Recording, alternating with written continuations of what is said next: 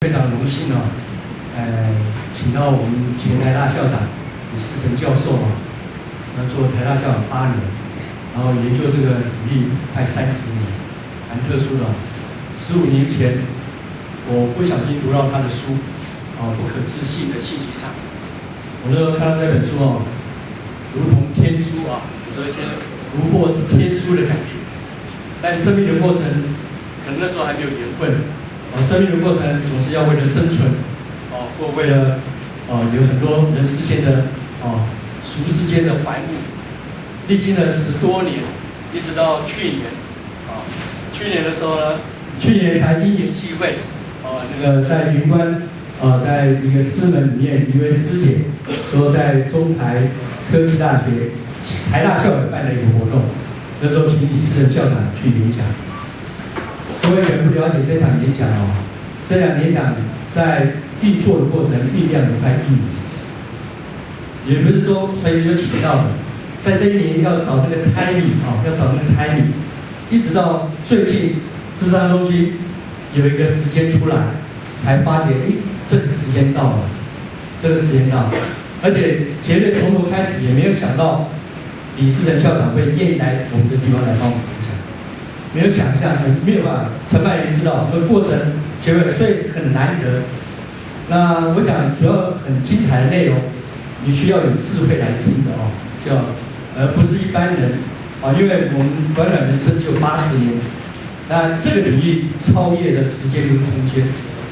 我们说我们东方的伟大的哲学家、教育家孔老夫子说：“朝闻道，夕死可矣。”只要你有足够的智慧，你会感觉到的。然后，甚至在我们说，西方的哲学家苏格拉底也是类似追求真理。这是一个这个领域太浩瀚了在人生的寻寻觅觅之中，除了应付尘世间所以我们说尘世间的很多事物以外，你看我常常想，我们每天起来，早上起来工作、睡觉、吃饭，工作、睡觉、吃饭，那时间到了，是不是就跟草木同腐一样？那不可知的世界有多浩瀚？我想这很精彩内容，还是要我们李世成校长来跟大家介绍。最后，还有很多贵宾，不好意思没有一一唱名。那也感谢我们的同仁科技主管的来参与。那最后，我们再热烈掌声欢迎我们的李世成校长。所做的研究，我题目取了科学的疆界，构筑时空，也就是这个宇宙呢，它充满了各种谜团。科学是有疆界，这个疆界呢，通常不会打破的。因为要靠你的科学慢慢把它扩大，一点点扩大。但是你如果跳出疆界的话呢，人家就会把你打下来。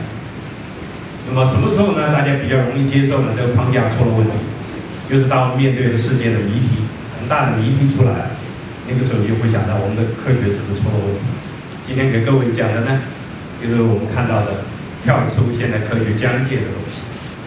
好，因为宇宙大中小。你去解决谜团，不断的扩大疆界，但是呢，有大谜团出来，你在疆界里面，你慢慢扩大也解释不了这个问题的时候，你就要跳出那个疆界，要把那个疆界把它打破。出了什么大谜团？大尺度出了谜团。1998年18年前，发现了什么呢？原来这个宇宙的能量分布呢非常不均匀，发现了 dark energy 叫做暗能，占这个宇宙能量的73%。1930年代开始发现，这个宇宙呢存在着不知道的东西，叫做暗质 （dark matter）， 它有万有引力，可以吸住星球，但是呢，跟其他的物理一样都不产生任何作用，只有万有引力。那1998年发现的 dark energy 呢是万有次力，到了这个宇宙呢推开的越来越快，占了73%，所以加起来呢，这两个暗呢是96%，剩下的4%呢。是正常物质。什么叫正常物质？什么叫做正常能量？各位从小到大所读的物理、化学、数学、生物所教给各位的世界，你现在的科学的框框里面所理解的这个世界，就是那4%。各位，你理解这个世界吗？你根本不理解这个世界。你只有4%，你只理解了4%，有96%在你旁边，你根本不晓得它什么东西。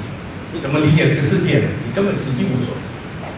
你属于一个黑暗笼罩的世界，你还以为你都了解了这个世界。今天我们就来打破这个框框。好，我们对宇宙的了解非常有限。好，小尺度的世界，那是大尺度的世界。小尺度的世界，20世纪量子力学最成功的理论之一，另外一个是相对论，狭义跟广义相对论。量子力学呢，把我们带进了今天的文明，半导体、电晶体我们现在的网络，所有的这些世界呢，基本是量子力学的成果。量子力学的基本粒子一个一个发现那么到了这个2011年呢，最后一个上帝的粒子标准模型的上帝的粒子 God particle 也发现了。今年年初又发现了这个重力波，看起来这个宇宙呢好像很理解了，但是问题是，量子力学有个基本的问题是无解，还没有解。什么基本问题？最根本的一个问题，1926年雪莉格第一次推导出雪莉格方程式呢，发现呢描述这些电子基本粒子的函数是什么？是负数，是负数，负数是不可测量。我们能测量的这个世界是实数，不是负数，负数是不可测量。描述一个最基本粒子的行为的一个函数，竟然是个负数，一下都傻。那怎么办呢？1920年底，德国科学家波尔就说这样吧，我把这个负数呢乘以它的共轭复数，这一乘呢就是个实数，就代表呢在时间 t 在位置2出现的霍尔律，这个粒子突然变成霍尔律，粒子呢你最终认为它变成霍尔律，你说它是波嘛，所以是霍尔律，但是它的本质并没有进。它为什么是负数？那个负数虚数什么意思？没有人理解。那我们将它抹掉。量子力学告诉你什么呢？它的特性是由测量决定。所有的物理告诉你，所有基本的物理呢，就是要去探究物理的本质，所有东西的本质。但是量子呢是没有本质的，它是由测量决定。这个双夹缝实验呢是一个经典的实验，两个夹缝，一次有镭射呢打一个光子，能量降到只有一个光子的能量，丢出去。后面呢，用一个这个储存式的这个荧幕 （storage oscilloscope）， 时间久了以后呢，你就发现它形成了干涉的条纹。所以你一次丢的一个粒子，它同时经过了两个夹缝，同时经过了 A 跟 B， 它是个wave，它是个波，所以两边呢会产生干涉。那我说我要知道它到底走 A 还是走 B， 所以呢，我在这边 A 呢加了一个极化器 polarizer。它如果经过 A 呢，它就是水平的极化；说经过 B 呢，就是垂直极化。所以这个极化机放会知道它走到哪一个狭缝。你再做实验，干涉条纹就不见了，它会形成一个高斯的形状的一个图，就是它一直走了一个狭缝，它一直不是走两个狭缝。你要看它历史特性，你要看它到底是走 Y 还是走 B， 它就显示粒子的特性给你看。它就告诉你个高斯的分布，但是你要看它波动特性，你不管它走哪一个狭缝呢，它就同时走了两个狭缝。所以这个经典的实验告诉我们，这个粒子的特性太奇怪了。你要看它的粒子特性，它就显示粒子给你看；你要看它波动特性，它就显示波动特性给你看。那问题来了，它是粒子还是波动？那到底是粒子还是波动？物理是要追求一个事物的根本，结果发现它没有根本。它既不是粒子，也不是波动；它既是粒子，也是波动。色即是空，空即是色，基本上跟大家讲这个事情你不晓得它是个东西，你要测量的话，它才可以看；你要看它什么，它就给你看，太神奇了嘛！它跟你的意念有关系了。突然发现意识进入物理，意识变成了物理的一部分。我打了一个人造卫星，叫做墨子，我们诸子百家的墨子。他在做什么？他是做量子通信。Quantum communication， 它用的就是量子纠缠现象，它可以避免你的这种hacking你是保密通信，你没办法把它信息取出来。它一旦成功，以后都是 quantum communication， 它用的叫做量子纠缠现象。量子纠缠是一个不可解的现象，实验上屡次证明它存在，但是不了解为什么呢？你这边呢产生一对光子，一左一右，一个向右边飞，一个向左边飞。